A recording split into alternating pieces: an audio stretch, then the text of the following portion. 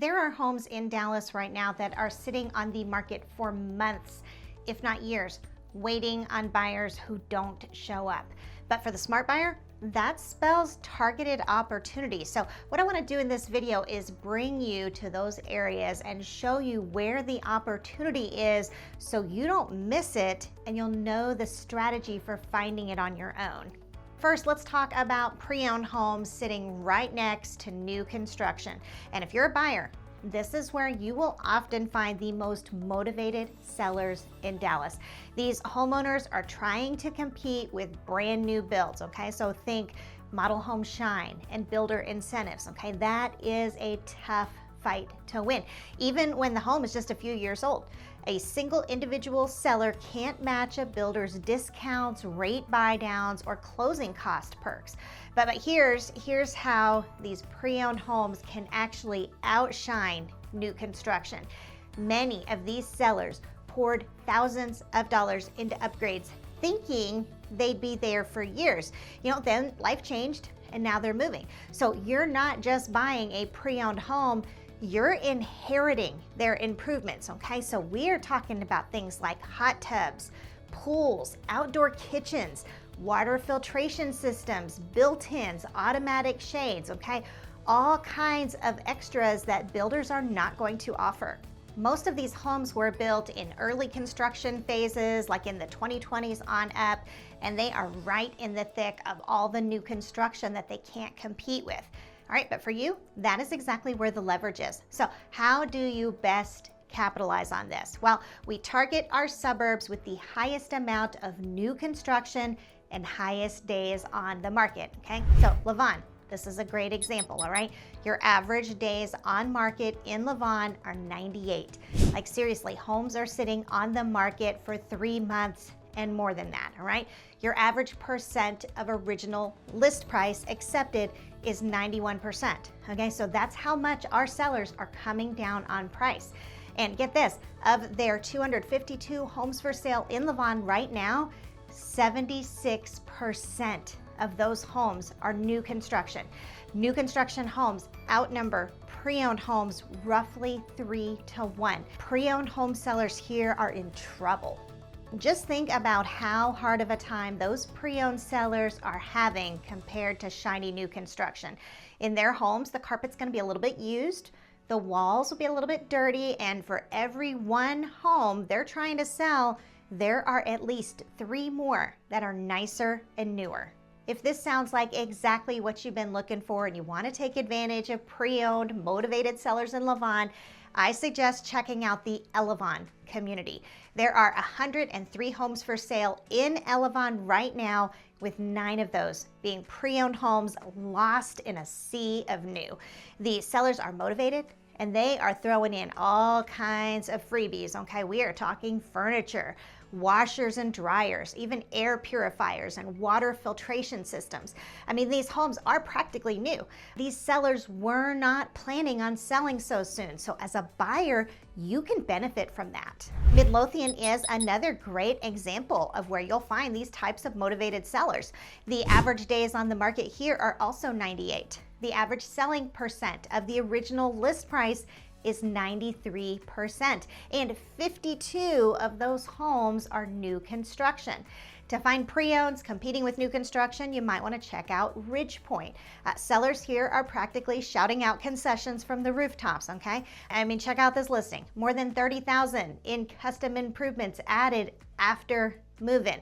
And owners enhanced the home with automatic shades, epoxy flooring in both garages and back patio, a concrete pad, and custom 30x16 pergola with a screen system. Heck, the jacuzzi and media room equipment are negotiable based on the offer. So while everyone else is looking at the new and shiny, have an eye for the strategy here. Another place you could be looking is Royce City. Your average days on the market here are 97. Your average percent of the original list price is 91%. And get this, 47% of those homes are new construction. Creekshaw is a great example where within one subdivision, they have 32 new construction listings and 13 pre-owns trying to compete with that. So you will see huge price reductions and get things like free paid for solar panels. On a home that's just a few years old, you're getting a $20,000 plus credit here with those solar panels. Not to mention a covered patio with a built-in barbecue, a pergola covered patio, and an included jacuzzi, all coming neatly packaged within a motivated seller.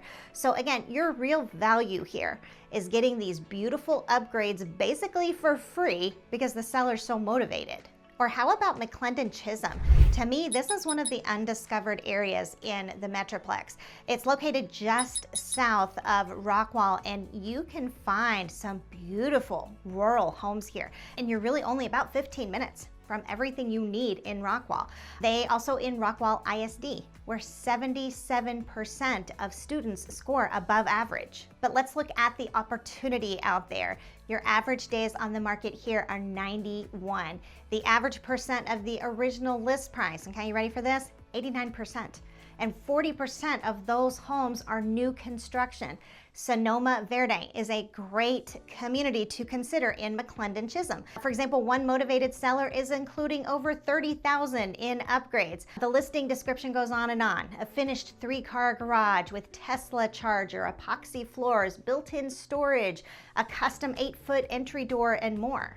Another opportunity hotspot is Waxahachie, about half an hour south of downtown Dallas. The average days on the market here are 89. Homes are selling down here for only 94% of list price, and 43% of them are new construction. Pre-owned home sellers are definitely struggling, and estates at North Grove is a great place to find them. Some of these homes almost feel like new construction, except you're getting them with amazing discounts and tons of upgrades. One listing mentions cameras and a full security system, to custom shelving, window coverings, garage floor mats, a stone border around the flower beds and trees and gutters. Now head up to the northwest side of Dallas to Northlake. The average days on the market in Northlake are 88. Your average percent of the original list price is 93%. New construction homes almost double the pre-owned homes out here.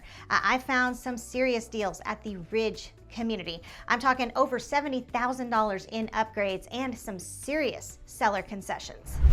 Salina is yet another place to look for motivated sellers. It is definitely a hub for new construction. Like, you see very few buyers who go to Salina looking for pre-owned homes. So it's definitely a place to take advantage of those kinds of opportunities. Your average days on the market here are 88. The average percent of the original list price is all the way down to 90%. And get this, a huge 60% of those homes are new construction. We're seeing some serious price reductions out here in multiple communities. Listing descriptions are stating things like bring all offers because the seller is motivated. Okay, so I've given you some ideas of where to look for these deals, but now I want to give you some tips on how to find the best ones. Okay, first, look for the upgrades, all right, because that's where the real opportunity is. A free hot tub, pergola, outdoor kitchen, or water filtration system. Okay, can we say yes, please? Next, check the seller's equity. Okay, if they are in a new construction community, chances are they were not planning on selling this soon. So focus on their recorded mortgage. If they are upside down, they would have to bring cash to closing, right? So in that case, chances are they're not going to be able to be flexible on price like you want them to be. Sellers, I know this is a bummer for you, okay? So here's a word of advice. Be mindful of what buyers are looking at when they look at your home as well, all right? So stage your home. Make it look like the model home they're also looking at. You want it to feel immaculate and move-in ready, all right? Absolutely nothing personal or functional should be visible during showings. And sellers, when it comes to marketing, emphasize what your home can bring that new construction can't, okay? Such as a pool or upgrades you added that cost money that the buyer can take advantage of. Consider what you can offer in terms of financing where you can try to compete with new construction, such as, paying towards rate buy downs or even just closing costs. Now buyers, I want you to think a little bit into the future if you are deciding on new construction right now. If you will be here for a long time, such as your forever home, it's okay to buy if new construction is in the early phases. But if you know this is your starter home, all right, aim for new construction communities that are in their final phases. Look at these home builders around you as your future competition when you go to sell. So learn from our motivated sellers here, because you should always have your exit strategy in mind when you buy. Okay, let's move on to another type of home that is having no luck selling in Dallas, and that is our builders who are backlogged with inventory. The Dallas Morning News recently published a really good article on this, where they reported how many builders in Dallas-Fort Worth saw a 20 to 30% drop in traffic and sales as market drivers deteriorated over the summer. They describe how builders continue to throw incentives at buyers as inventory piles up. Oh, and get this, the supply of finished vacant homes hit 12,300 units, up 11.5% from the previous quarter. Nell Wilson hits the nail on the head when he says North Texas has shifted from a period of lot undersupply between 2020 and 2024 to a clear state of oversupply. And that's really where our builders are. Many Dallas builders are having a hard time with homes not selling. Meritage Homes, for example, currently has over 400 homes sitting on the ground, with 145 of those just in Princeton. The Southridge, Eastridge, and Wynmore communities are just sitting full of empty houses with no luck selling. So they are seriously moated over there. So much so that they've been accepting offers as low as 84.9% of the list price. Their homes are sitting on the market for an average of 65 days. If those homes average out to around $400,000 each, okay, just kind of think this through, that's $5.8 million worth of potential cash just sitting over at Princeton. So you know those builders are willing to do a lot to unlock all of that sitting cash. Bloomfield is another great example. They have 547 homes listed right now. I looked up Bloomfield's sold homes in the past 90 days, and they've also been coming down as low as 84.9% of the list price after an average of 164 days on the market. In both these examples, that doesn't even include the inventory that they don't have listed on the MLS. If we take a look by location, like let's check out Salina, for example. It's one of our biggest new construction hubs. We see Mattamy Homes has 25 homes sitting on the ground just in arbors at Legacy Hills.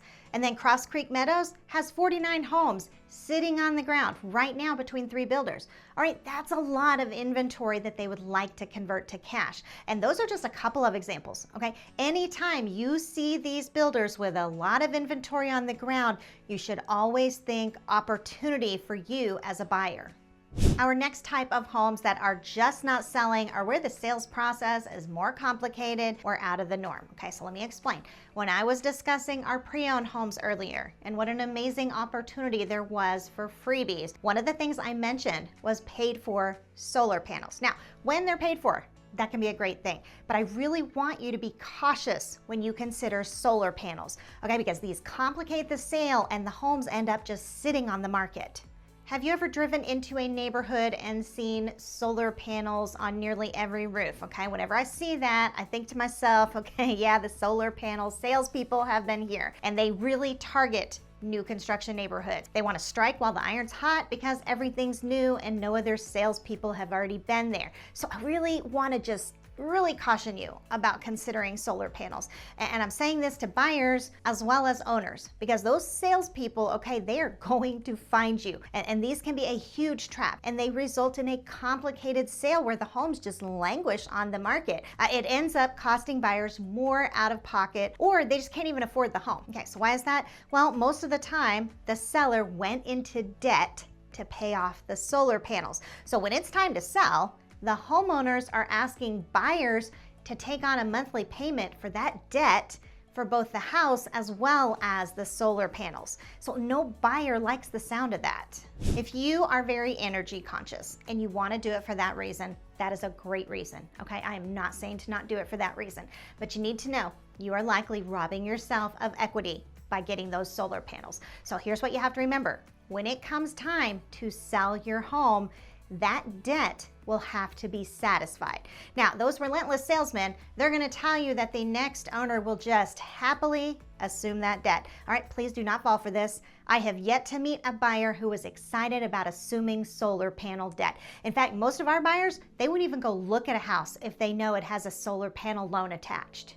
It's not just that they are so against extra debt, okay? It's that they probably can't even afford it. See, most buyers usually spend pretty close to what they're pre-approved for when they buy a house. But when you factor in the monthly payments for solar panels, it could bump up their total monthly costs enough that they no longer even qualify for your home. So instead of having like 100 potential buyers who could afford your home, you might end up with only around 50 because of that extra debt from the solar panels. And if you don't find a buyer who's able and willing to take over that debt, you find yourself having to pay for all of it, okay? So you have just lost an enormous amount of profit. Solar panels aren't the only difficult sell either. There are other sales right now that are just so complicated, the homes end up sitting there, all right? Think about auctions or foreclosures, okay? Many times with these types of complicated sales, the buyer has to pay the buyer agent commission, plus even the buyer's realtor is asked to pay what's known as a technology fee just for the privilege of submitting an offer and having it accepted. So no buyer or buyer's agent wants to consider that when they have plenty of other options.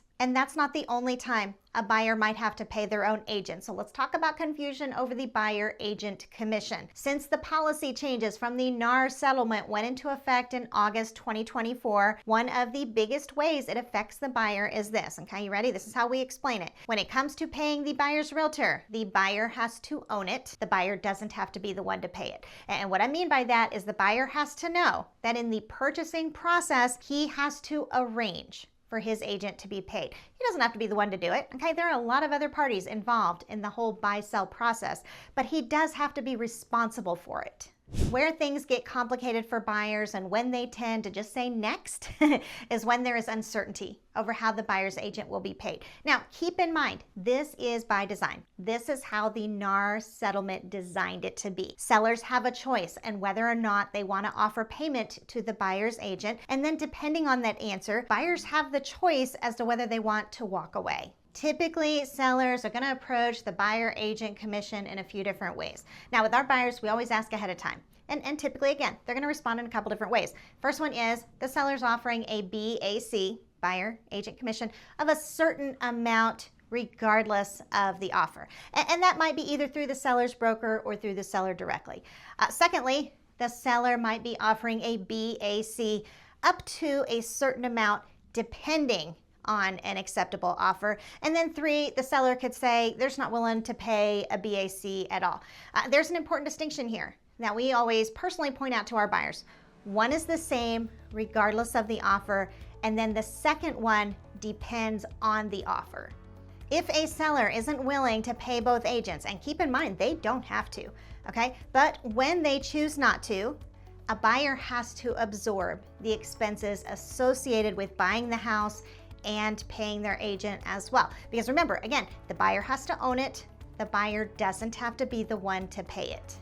How this plays out in real time in Dallas is that inventory is so high that buyers have the luxury of simply bypassing any homes that will cost them more out of pocket. All right, it's more complicated. So an informed buyer can just say pass on the homes that come with uncertainty. Sellers have the choice as to whether or not to pay the buyer's agent, okay? They are empowered. The NAR settlement empowered them. But especially in a market with high inventory and a ton of choices, buyers also have the choice to pass on a home if paying the commission fees make the sale impossible or overcomplicated.